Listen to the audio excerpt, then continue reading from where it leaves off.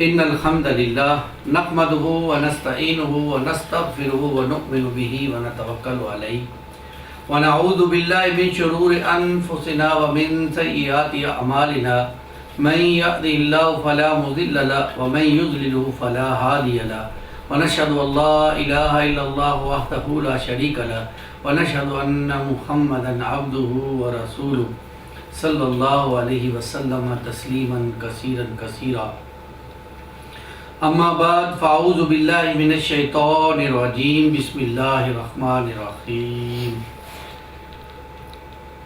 وَأَحَلَّ اللَّهُ الْبَيْعَ وَحَرَّمَ الرِّبَا وقوله تعالی إِلَّا أَن تَكُونَ تِجَارَةً حَاضِرَةً تُدِيرُونَهَا بَيْنَكُمْ وقول اللہ تعالی لا تأكلوا أموالكم بينكم بالباطل إلا أن تكون تجارة عن تراض منكم صدق الله العظيم رب اشرح لي صدري ويسر لي أمري واحلل عقدة من لساني يفقهوا قولي واجعل لي وزيرا من أهلي آمين يا رب العالمين۔ خواتین و حضرات، جیسا کہ آپ کے علم میں ہے کہ رمضان المبارک میں قیام سحر کے نام سے روزانہ صبح ایک حدیث بیان کی جاتی تھی اور مختلف چینلز پر وہ حدیث دکھائی بھی گئی۔ انہی میں ایک دن ہم نے تجارت کی اہمیت اور کامیاب تجارت کی چابیاں اور کچھ احادیث کا مطالعہ کیا تھا، جس پر بہت سے ایسے دوست جن کا تجارت سے تعلق تھا انہوں نے جو ہے وہ اس کو پسند کیا اور بہت سے سوالات کیے۔ ان کے سوالات کے جوابات دینے کے ساتھ ساتھ اللہ نے یہ ذہن بھی مرتب کیا کہ ایک تجارت کے حوالے سے مکمل گفتگو ہونی چاہیے۔ اصل میں ہمارا المیہ یہ ہے کہ ہمارے ممبر اور محراب سے اس طرح کی گفتگو بہت کم ہوتی ہے، تجارت کے حوالے سے، تجارت کے مسائل کے حوالے سے، اور اس کی بھی ایک بہت بڑی وجہ ہے۔ اور اس کی ایک بڑی وجہ یہ ہے کہ ظاہری بات ہے مساجد اور مدارس جو ہے وہ ان کو چندوں کی ضرورت ہوتی ہے، اور چندے جو ہے وہ تجارت پیشہ لوگ جو ہے وہ دیتے ہیں۔ اب اگر آپ وہاں ممبر پر بیٹھ کر ایسے تاجروں کے حوالے سے بات کریں گے تو وہ اس طرح کی جو خدمتیں ہیں اور جو نذرانے ہیں وہ آنا بند ہو جائیں گے۔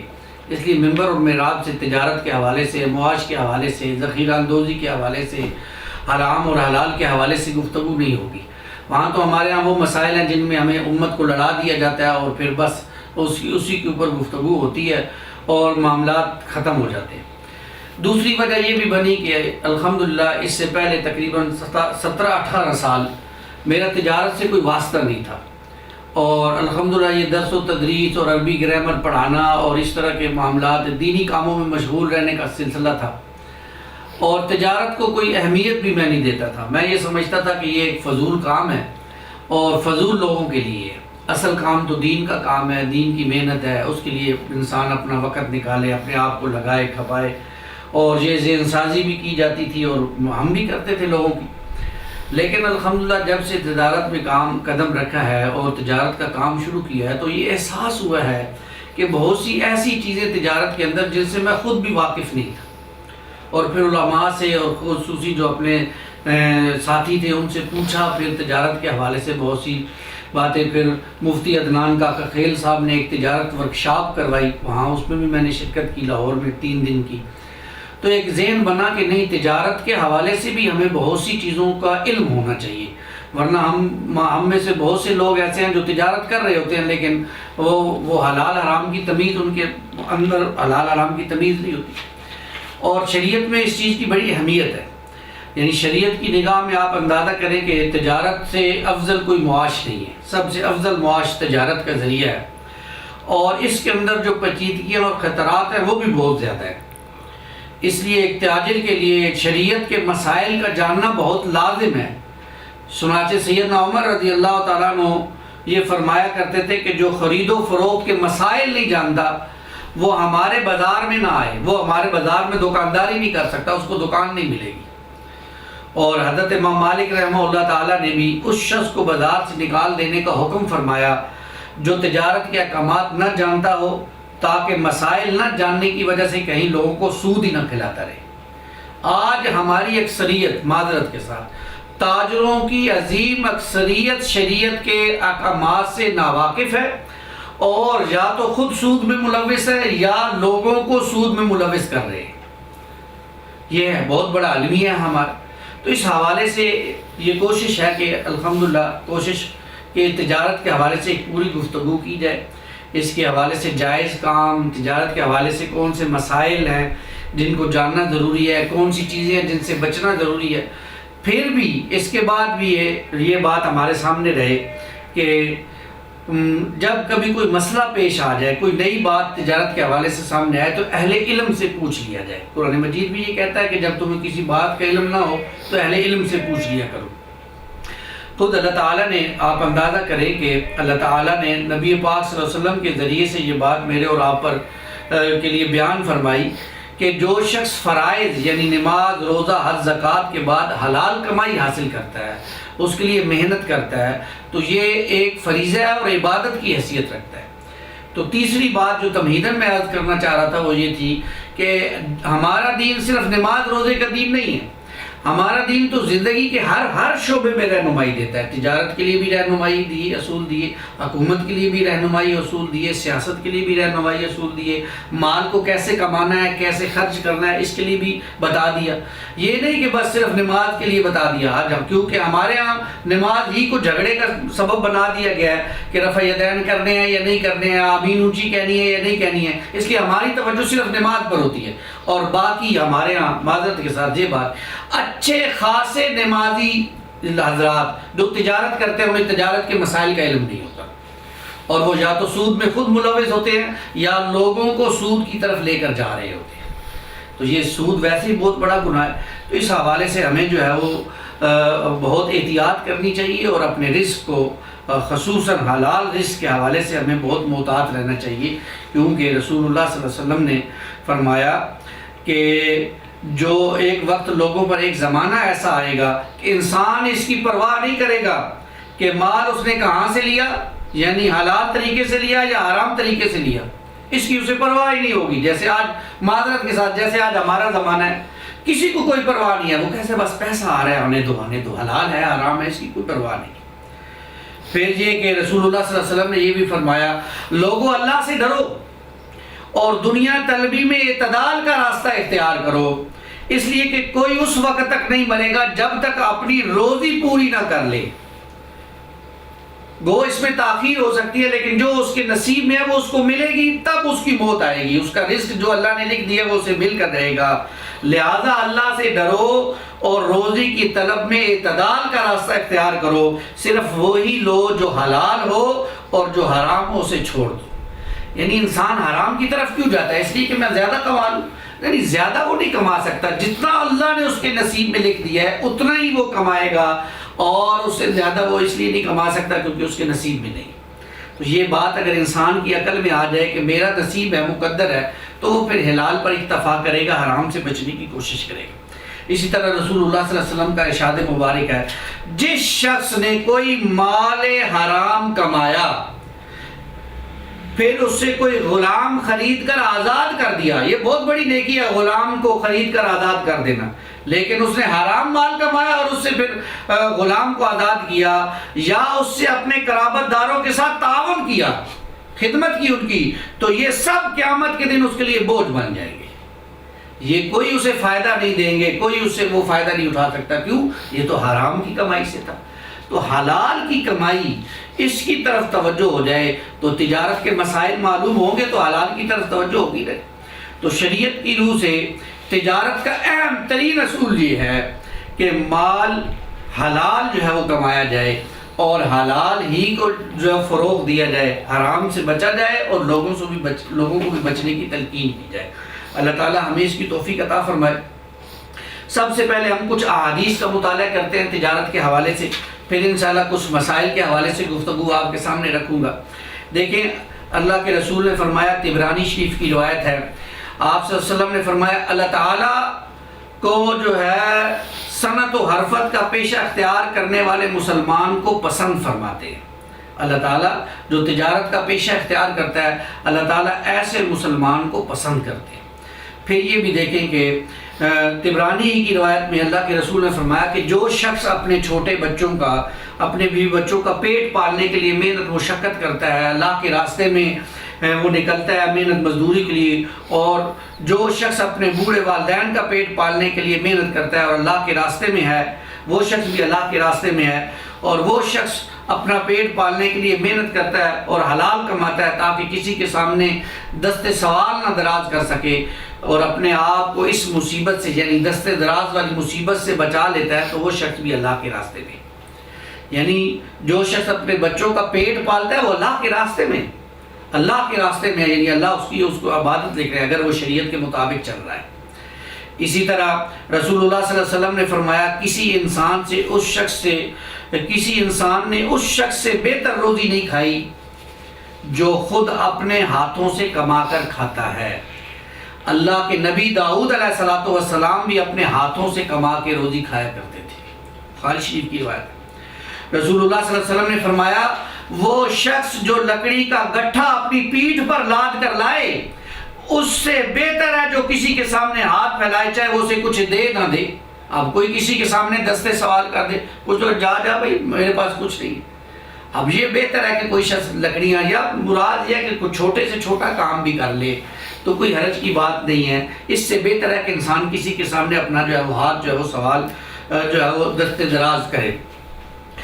پھر یہ دیکھیں کہ ایک صحابی فرماتے ہیں کہ میں نے رسول اللہ صلی اللہ علیہ وسلم کو یہ فرماتے ہوئے سنا کہ سامان بیچتے وقت دکاندار قسم کھانے سے، اگر وہ قسم کھاتا ہے تو قسم کھانے سے سامان تو جلد بک جاتا ہے، لیکن قسم کھانے سے اس سامان کے اندر جو برکت ہوتی ہے وہ ختم ہو جاتی ہے۔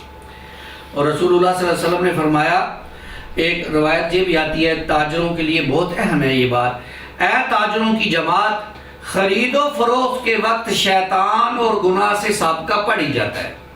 کوئی جھوٹ بول دیا یا کچھ معاملہ ہو گیا ایسا، شیطان سے واسطہ پڑ گیا، لہذا تم اپنی خرید و فروخت کو صدقہ کے ساتھ ملا لیا کرو، یعنی کچھ نہ کچھ صدقہ بھی کیا کرو اپنی آمدن میں سے۔ پھر رسول اللہ صلی اللہ علیہ وسلم نے فرمایا 3 لوگ ایسے ہیں جن کی طرف اللہ تعالیٰ قیامت کے دن رحمت کی نظر سے نہیں دیکھے گا، نہ انہیں گناہوں سے پاک کرے گا، اور ان کے لیے دردناک عذاب ہوگا۔ ہم نے پوچھا اللہ کے رسول صلی اللہ علیہ وسلم یہ کون لوگ ہیں؟ یہ تو نقصان اور گھاٹے میں رہے۔ تو آپ صلی اللہ علیہ وسلم نے فرمایا احسان جتانے والا، اپنے تحمل شلوار یا پاجامے کو ٹخنے سے نیچے لٹکانے والا، اور جھوٹی قسم کے ذریعے سے اپنے سامان کو بیچنے والا۔ یہ 3 ایسے اشخاص ہیں جن پر اللہ قیامت کے دن اپنی نظر رحمت نہیں کرے گا، اور وہ دن جو ہوگا قیامت کا دن، اس دن سب کو اللہ کی رحمت کی ضرورت ہوگی۔ لیکن یہ جو شخص جھوٹی قسمیں کھا کر اپنے مال کو بیچتے ہیں، آج ہمارے معاشرے میں آپ دیکھیں قسمیں کھائی جا رہی ہے، سامان معلوم ہے کہ سامان کتنے کا آیا ہوا ہے، لیکن قسم کھا کر بتائیں گے تاکہ اگلا شخص یقین کر لے کہ میں نے اتنے کا لیا اور اس میں زیادہ منافع کمایا جائے۔ اب یہ جھوٹی قسم کھانے سے مال تو بک رہا ہے، لیکن مال کے اندر سے برکت ختم، لاکھوں کما رہا ہے لیکن گھر میں خیر و برکت کا معاملہ نہیں ہے۔ کیوں؟ کیونکہ حرام مال کما رہا ہے، قسمیں کھا کھا کر اس مال کو حلال کو حرام کر۔ اسی طرح رسول اللہ نے فرمایا، سنیے ذرا، آپ صلی اللہ علیہ وسلم نے فرمایا سچا امانت دار تاجر قیامت کے دن شہداء کے ساتھ ہوگا۔ سچا امانت دار تاجر قیامت والے دن تو شہداء لوگوں کے ساتھ ہوگا۔ اللہ ہمیں بھی سچا ایماندار تاجر بننے کی توفیق عطا فرمائے۔ اب آپ دیکھیے کہ اس کے بعد ذرا یہ کچھ روایات میں نے آپ کے سامنے بیان کی، بہت سی روایات ہیں لیکن وقت کی کمی کے تحت اب آپ دیکھیے کہ اس رسول اللہ نے جتنے بھی دنیا میں بھیجے سارے کے سارے رسول بھی تجارت کے ساتھ منسلک رہے۔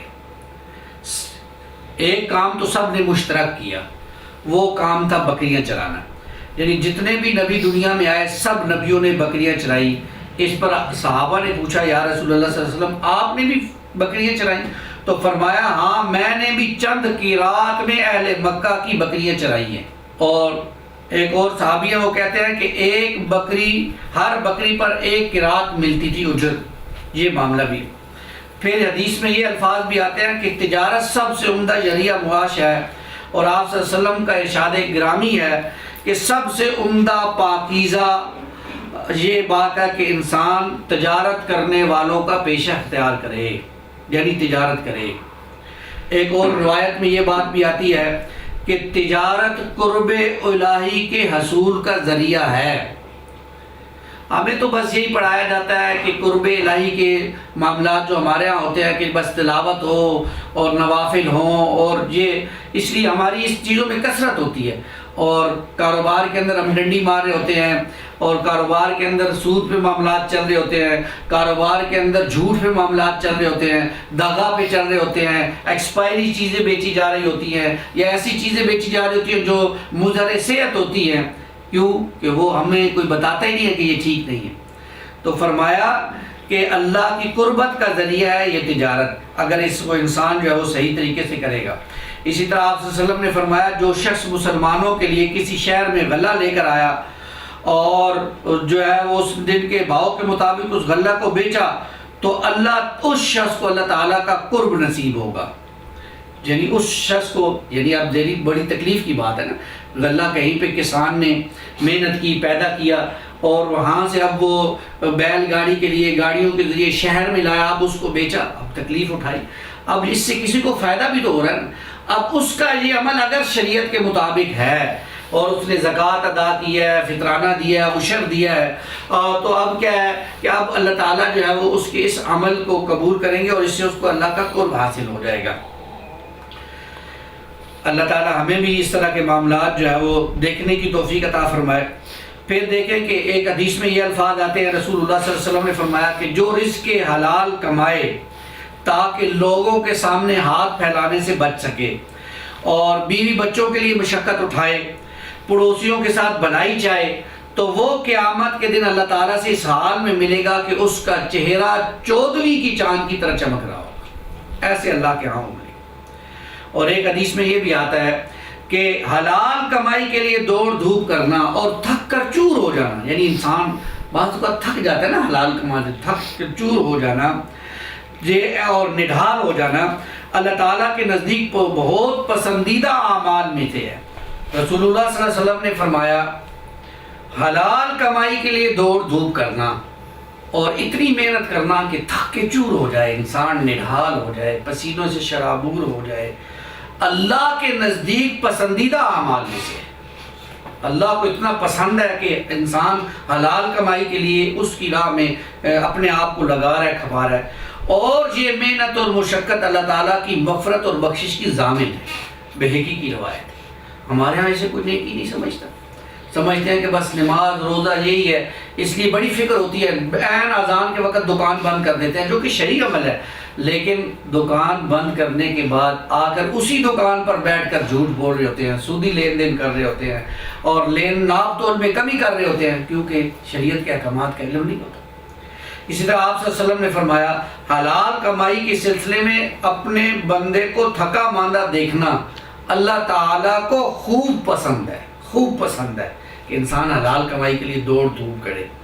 اسی طرح ایک اور حدیث میں آتا ہے کہ جو بندہ شام کو اپنے ہاتھ کی کمائی سے تھک کر چور ہو گیا تو اس کی مغفرت اور بخشش کر دی جاتی ہے۔ حلال کمائی کے لیے لگا ہوا ہے، دوڑ دھوپ کر رہا ہے، اب شام کو ظاہری بات ہے جب گھر آئے گا نڈھال ہوگا، اور ایک کیفیت آپ کو معلوم ہے کیسے ہو جاتی ہے جب انسان شام کو گھر آتا ہے، اور اس گرمی کے ماحول میں انسان سارا دن محنت مزدوری کر کے جب آئے تھکن سے چور ہو، تو یہ عمل اللہ کو اتنا پسند ہے کہ اس کی اللہ تعالیٰ مغفرت کر دیتے ہیں، بخشش کر دیتے ہیں۔ اور بعض روایات میں یہ بھی آتا ہے کہ بہت سے اس کے رزق حلال کی جو صحیح ہے، کوشش ہے، محنت ہے، اس سے اللہ تعالیٰ اس کے بعد گناہوں کو بھی معاف کر دیتے ہیں۔ آپ صلی اللہ علیہ وسلم کا فرمان مبارک ہے بعض گناہ ایسے ہیں جن کا کفارہ صرف رزق حاصل کرنے میں فکر و اہتمام اور صحیح کی کوشش کرنا ہے۔ بعض گناہ ایسے ہیں اللہ تعالیٰ ان کو جو ہے وہ طبرانی کی یہ روایت ہے، اللہ ان گناہوں کو معاف کر دیتا ہے۔ اسی طرح ایک نہایت ہی اہم اثر یہ ہے کہ رزق حلال کی طلب میں مشقت اور پریشانی اور ذلت اور خواری برداشت کرنا دخول جنت کا موجب ہے۔ اللہ ہمیں یہ نصیب فرمائے۔ اور ابو اسحاق ابراہیم بن اودم رحمہ اللہ بیان کرتے ہیں کہ مجھے بعد اکابر امت کا یہ قول پہنچا ہے کہ رزق حلال کی طلب میں جو ذلت اور خواری سے دوچار ہوگا تو جنت میں اس کا داخل ہونا بالکل طے ہے، وہ جنت میں جائے گا۔ اور یقیناً رزق حلال جو ہے وہ انسان کی عبادت کو قبول کرواتا ہے۔ تو میں عرض یہ کر رہا تھا کہ انبیاء میں سے بھی بہت سے انبیاء کا جو ہے وہ پیشہ کیا تھا؟ تجارت تھا۔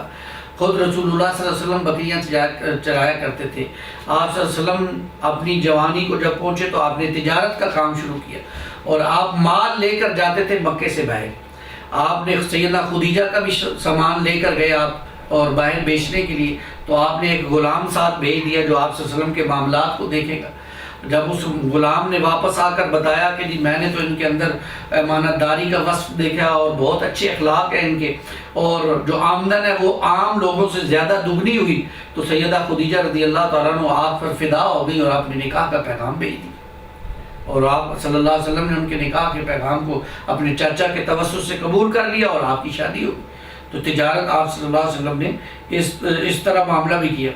پھر آپ کو معلوم ہے کہ جو امام غزالی رحمہ اللہ تعالیٰ کی کتاب ہے احیاء العلوم، اور اس کے اندر انہوں نے تجارت کے حوالے سے بہت سے باتیں لکھی ہیں، تو وہ لکھتے ہیں کہ تجارت کا جو پیشہ ہے تمام پیشوں میں سب سے زیادہ افضل اور سب سے زیادہ نفع بخش جو ہے وہ پیشہ ہے، اور وہ یہ بھی بیان کرتے ہیں کہ تجارت کا پیشہ اپناؤ کیونکہ اس میں رزق کا نامہ حصہ ہے، یعنی نامہ حصہ رزق اللہ نے تجارت کے اندر رکھا ہے۔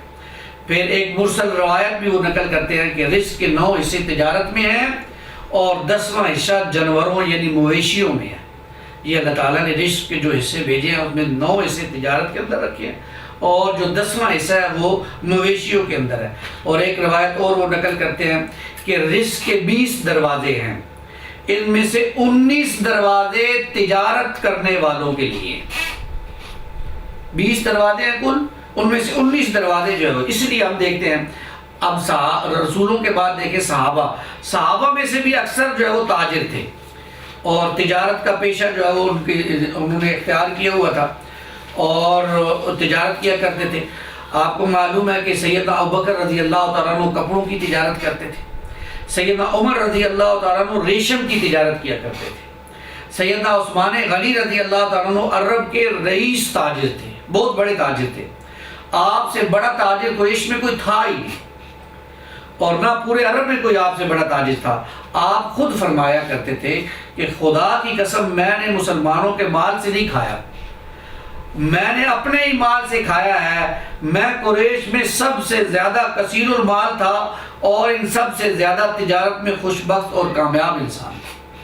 یہ صحابہ کا معاملہ تھا، تو صحابہ کو بھی تاجر سے تو جو بڑے صحابہ ہیں ان کا میں نے آپ کے سامنے ذکر کر دیا کہ وہ ان کا معاملہ کیسے تھا کہ وہ جہاد فی سبیل اللہ بھی کر رہے ہیں، دین بھی سیکھ رہے ہیں، اور ساتھ ساتھ تجارت کا معاش کو بھی لے کے چل رہے ہیں، اللہ کے دین کے لیے بھی اپنا وقت نکال رہے ہیں، رسول اللہ صلی اللہ علیہ وسلم کی خدمت میں بھی بیٹھے ہوئے ہیں، اور بازاروں میں بھی جو ہے وہ کام بھی کر رہے ہیں، تجارت کا معاملہ بھی کر رہے ہیں۔ پھر یہ دیکھیں کہ صحابہ کرام رضی اللہ تعالیٰ عنہ کے بعد آپ آ جائیں ذرا نیچے، ائمہ کرام جو بڑے بڑے ائمہ تھے وہ بھی تجارت کے پیشہ انہوں نے اختیار کیا۔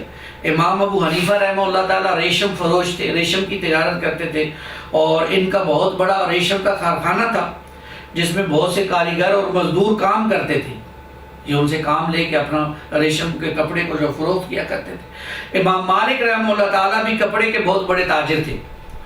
اس کے علاوہ ائمہ کرام کے بہت سے نام ہیں جنہوں نے مختلف شعبوں میں مختلف خدمات انجام دی۔ مثلا امام قدوری رحمہ اللہ تعالیٰ ہانڈیوں کی تجارت کرتے تھے، مٹی کی جو ہانڈی بنتی ہے اس کی تجارت کرتے تھے۔ امام ابو بکر جساس رحمہ اللہ تعالیٰ چونے کا کام کیا کرتے تھے، یہ سفیدی وغیرہ پینٹ وغیرہ۔ امام کفال لوہے کا کاروبار کرتے تھے۔ امام بزار غلہ فروش تھے، غلے کو بیچا کرتے تھے، اور امام زیاد تیل فروش تھے، تیل کو بیچا کرتے تھے۔ یہ بڑے بڑے نام ہیں جو میں نے آپ کے سامنے لیے ہیں۔ تو یہ لوگ بھی جو ہے وہ اللہ کے راستے میں کام بھی کرتے تھے، بڑا نام کمایا دین کے اندر۔ امام ابو حنیفہ بہت بڑا نام، ایک پوری امت کا ایک بہت بڑا حصہ ہے جو ان کا فالورز ہے، لیکن وہ تجارت کا ریشم کا کام کیا کرتے تھے، کپڑے کا کاروبار کرتے تھے، اور ایسی ان کی حکمت بڑی باتیں آپ کبھی سنیں۔ تو ایک مرتبہ میں پڑھ رہا تھا ان کی زندگی کو، ان کی حالات کو، تو امام صاحب اپنے کام میں اپنے شاگردوں کو مسائل بتا رہے تھے، تو ایک شخص آیا، اس نے آ کر کہا امام صاحب آپ کا جو کپڑے کا جہاز آ رہا تھا، بحری جہاز، وہ ڈوب گیا، طوفان میں گر گیا، اور کپڑا وغیرہ سب کچھ ضائع ہو گیا اور نقصان ہو گیا سب کچھ۔ تو امام صاحب نے صرف اتنا کہا الحمدللہ، اور پھر مسائل بتانے شروع کر دی لوگ بڑے حیران ہوئے کہ ان کا جناب اتنا نقصان ہو گیا، اور صرف 2 لفظ کہے انا للہ و انا الیہ راجعون اور الحمدللہ، اور پھر پڑھانا شروع کر دی. یہ تو سمجھ نہیں آئی. خیر دن گزرتے گئے، مہینے 1.5 مہینے بعد پھر ایک شخص آیا، اس نے کہا امام صاحب وہ جو آپ کا جہاز طوفان میں گرا تھا وہ خیریت کے ساتھ نکل کے واپس آ گیا. تو آپ نے پھر کہا الحمدللہ رب العالمین، اور پھر بچوں کو پڑھانا شروع کر دیا. تو ایک شاگرد نے پوچھ لیا حضرت امام صاحب آپ جب 1 مہینہ پہلے آپ کو اطلاع ملی کہ جہاز ڈوب گیا ہے اور سب کچھ غرق ہو گیا، تب بھی آپ نے کہا الحمدللہ، اور اب بھی آپ نے کہا الحمدللہ، اس کی کیا وجہ ہے؟ کوئی حکمت ہمیں بھی سمجھائیے. تو فرمایا امام صاحب نے، دیکھے بڑے لوگوں کی بڑی باتیں، فرمایا کہ جب مجھے پتہ چلا کہ میرا مال جو ہے وہ اللہ نے واپس لے لیا، طوفان میں گر گیا، نقصان ہو گیا، تو سب سے پہلے تو میں نے نقصان پر وہ پڑھا جو رسول اللہ صلی اللہ علیہ وسلم نے کہا انا للہ و انا الیہ راجعون، اور اس کے بعد میں نے اللہ کا شکر ادا کیا کہ شکر ہے وہ اللہ نے لے لیا، اس کا مجھے حساب نہیں دینا پڑے گا، اللہ نے واپس لے لیا، میں حساب سے بچ گیا. اور جب 1 ماہ کے بعد 1.5 ماہ کے بعد وہ واپس مجھے مل گیا اور لوگوں نے مجھے خوشخبری دی کہ آپ کا سامان تجارت صحیح سلامت پہنچ گیا، تو میں نے اللہ کا شکر ادا کیا اس بات پر کہ اللہ تعالیٰ یہ چاہتے ہیں کہ میں اس مال میں سے خود بھی کھاؤں، صدقہ بھی کروں، اور لوگوں کے اللہ کے نیک بندوں پر بھی اس کو خرچ کروں، تو میں اور مزید اس سے نیکیاں سمیٹ سکتا ہوں. تو یہ ہے بڑے لوگوں کی بڑی باتیں. تو یہ باتیں کچھ میں نے آپ کے سامنے رکھی ہیں کہ بڑے لوگ تجارت کرتے رہے ہیں اور یہ پیشہ ایسے چلتے چلتے پھر ہمارے تک پہنچا ہے. اب آئیے کہ اسلام میں تجارت کے کچھ بنیادی اصول ہم پڑھ لیتے ہیں، ان کو سامنے رکھیں گے تو انشاءاللہ بہت ساری قباحتوں سے بچ جائیں گے. سب سے پہلی بات دیکھیں کہ جہاں اللہ تعالیٰ نے تجارت کے فضائل رکھے ہیں کہ شہداء کے ساتھ ہوگا تاجر، صادق اور امین تاجر، وہیں پر اگر کوئی شخص ڈنڈی مارے گا، تجارت میں غبن کرے گا، فراڈ کرے گا، جھوٹ بولے گا، یا کسی چیز کے عیب کو چھپائے گا، تو اس پر کیا نقصان ہوگا وہ اب میں آپ کے سامنے رکھ دیتا ہوں. تو کچھ باتیں. سب سے پہلی بات کہ غبن اور فراڈ سے بچنا، یعنی رسول اللہ صلی اللہ علیہ وسلم نے ارشاد فرمایا جو مسلمان شخص کو دھوکہ دے وہ ہم میں سے نہیں، یعنی مسلمان کہلانے کے لائق نہیں ہے. دھوکہ دینا کیا ہے؟ کاروبار میں دھوکہ دینا یہ ہے کہ 2 نمبر اشیاء کو بیچا جائے، 2 نمبر اشیاء کو 1 نمبر بنا کر بیچا جائے، مضر صحت چیزوں کو بیچا جائے، حرام چیزوں کو حلال بنا کر بیچا جائے. جیسے آج کے دور میں جوا ہے، لاٹری ہے، سٹا ہے، انعامی بونڈز ہیں، یہ سب بیچنا، ان کی خرید و فروخت کرنا جائز نہیں، حرام ہے. لیکن ہمارے ہاں آپ کو میں یہ عرض کر دوں کہ میں خود جو ہے وہ پچھلے ماہ تک لاٹری کا کام کر رہا تھا، پتہ نہیں تھا. پھر جب میں نے یہ تجارت کے حوالے سے سنا، بیان کیا اور بہت سی چیزوں کا مجھے پتہ ہوا، تو میں نے ایک مفتی صاحب میرے دوست ہیں ان سے پھر میں نے پوچھا کہ جو لاٹری ہے کیا یہ شرعاً بیچنا اس کو جائز ہے یا نہیں ہے؟ تو انہوں نے کہا یہ جائز نہیں ہے، یہ حرام ہے، یہ سود کی قسم ہے. تو وہ دن اور آج کا دن لاٹری بیچنا چھوڑ. کتنے کما لیں گے ہم ایک لاٹری ایک ایٹم میں سے، لیکن جب حرام چیز ہے تو نہیں بیچے بھائی. اب ہم نے کیا کیا، جو ہول سیلرز ہیں وہ لاٹریز لا رہے ہیں چھوٹے چھوٹے معصوم دکانداروں کو جن کو علم نہیں ہوتا ان کو دے رہے ہیں، اور اس سود میں کون کون ملوث ہو رہا ہے؟ جو بنا رہا ہے، جو بیچ رہا ہے، اور جو آگے دے رہا ہے، اور جو خرید رہا ہے، سارے کے سارے گناہ میں برابر کی شریک ہو رہے ہیں. جب ہمیں معلوم ہوگا کہ یہ بیچنا جائز ہی نہیں ہے تو ہم نہیں بیچیں گے اور بچیں گے اس گناہ سے، خود بھی بچیں گے، دوسروں کو بھی بچائیں گے. تو سب سے پہلی بات غبن اور فراڈ سے بچنے کی کوشش کرنا. نمبر 2، جھوٹ نہ بولنا. تجارت کے اندر دیکھیں میرے والد صاحب ایک بڑی اہم بات ہمیں تلقین کرتے ہیں کہ تجارت کے اندر 2 چیزیں اگر انسان کرے تو اللہ تعالیٰ اس کو تجارت کو بڑھاتے ہیں. نمبر 1 کہ وہ ایماندار ہو، اور نمبر 2 محنت کرنے والا، یعنی جھوٹ نہ بولے، ایماندار ہو، سچائی سے کام لے اور محنت کرے تو اللہ تعالیٰ اس تاجر کو بڑھوتری کرتے ہیں، آگے سے آگے بڑھاتے جاتے ہیں. اور یہ 2 ایسی ہیں جو صرف مسلمانوں کے خاص ساتھ نہیں ہیں. اگر کوئی غیر مسلم بھی ایماندار ہوگا اور محنت کرنے والا ہوگا تو وہ بھی دیکھیں گے اس کا کاروبار چل رہا ہوگا صحیح اچھے طریقے سے چل رہا ہوگا. یہ نہیں ہے کہ یہ صرف، لیکن مسلمان کو اس پر اجر بھی مل رہا ہوگا جو کہ غیر مسلم کو شاید نہ ملے. تو جھوٹ نہ بولنا. اس حوالے سے دیکھیں ارشاد نبوی صلی اللہ علیہ وسلم ہے، میں پہلے بھی سنا چکا ہوں کہ تاجر لوگ گناہگار اور فاجر ہیں۔ صحابہ نے عرض کیا اللہ کے رسول صلی اللہ علیہ وسلم کیا کاروبار کو اللہ نے حلال نہیں کیا؟ فرمایا کاروبار حلال ہے، لیکن اکثر تاجر جھوٹی قسمیں کھاتے ہیں اور اپنی چیز کے بارے میں جھوٹی باتیں بیان کرتے ہیں، اس طرح اکثر گناہگار ہو جاتے ہیں، اکثر گناہگار ہو جاتے ہیں، خود سی چیزیں بنا کے ایسی اس کی جناب۔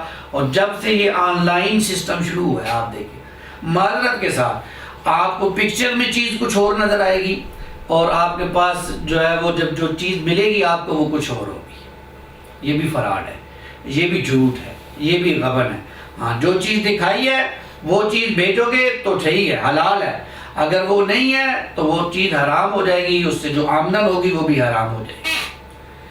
اسی طرح رسول اللہ صلی اللہ علیہ وسلم نے فرمایا کہ میں نے خود، ایک صحابی فرماتا ہے کہ میں نے خود رسول اللہ کو یہ فرماتے ہوئے سنا کہ سامان بیچتے وقت دکاندار کے قسم کھانے سے سامان تو جلدی بک جاتا ہے، لیکن وہ قسم برکت کو مٹا دیتا ہے، برکت ختم۔ آج ہمارے معاشرے میں آپ دیکھ لیں کتنا لوگ کماتے ہیں لیکن گھروں میں برکت نہیں، کیا جھوٹی قسمیں اٹھائی جا رہی ہیں، بات پہ قسم اٹھا دیتے ہیں، اسی لیے آپ کوئی پوچھتا بھی نہیں ہے۔ مثال کے طور پر کوئی شخص جا کے کہ اس کی مجھے قیمت خرید بتاؤ، آپ نہ بتائیں، اسے بتائیں بھائی میں تمہیں قیمت خرید بتانے کا پابند نہیں ہوں، تم نے لینی ہے تو یہ چیز پڑی ہے لے لو، لیکن اگر آپ بتائیں گے تو پھر صحیح بتانی پڑے گی، جھوٹ نہیں بولنا پڑے گا۔ نہیں بتانا چاہتے نہ بتائیں، اسے کہیں یہ میرا اور میرے اللہ کا معاملہ ہے، میں یہاں بیٹھا ہوں، دکان ہے، میرا کرایہ ہے، میں نے سارا رکھنا ہے، میں اس پہ ظاہری بات ہے کچھ نہ کچھ منافع کماؤں گا۔ تو جھوٹی قسم نہ کھانا۔ اس پر وہ روایت پھر دوبارہ سنا دیتا ہوں آپ کو۔ رسول اللہ نے فرمایا کہ 3 لوگ ایسے ہیں جن کی طرف اللہ قیامت کے دن نظر رحمت نہیں کرے گا، اپنی رحمت کی نظر نہیں ڈالے گا اور نہ ان کو گناہوں سے پاک کرے گا اور ان کے لیے دردناک عذاب ہوگا۔ یہ 3 کام ہوں گے ان کے لیے، 3 سزائیں، اللہ کی نظر رحمت سے دوری اور گناہوں سے اللہ پاک نہیں کرے گا اور ان کے لیے دردناک عذاب ہے۔ صحابہ نے پوچھا یا رسول اللہ یہ کون لوگ ہیں؟ فرمایا یہ تو نقصان اور گھاٹے میں رہنے والے لوگ ہیں۔ تو آپ صلی اللہ علیہ وسلم نے فرمایا نمبر 1 احسان جتلانے والا، نمبر 2 اپنے ٹخنوں سے نیچے اپنی سلوار اور پاجامہ کرنے والا، اور نمبر 3 جھوٹی قسم کے ذریعے اپنے مال کو بیچنے والا۔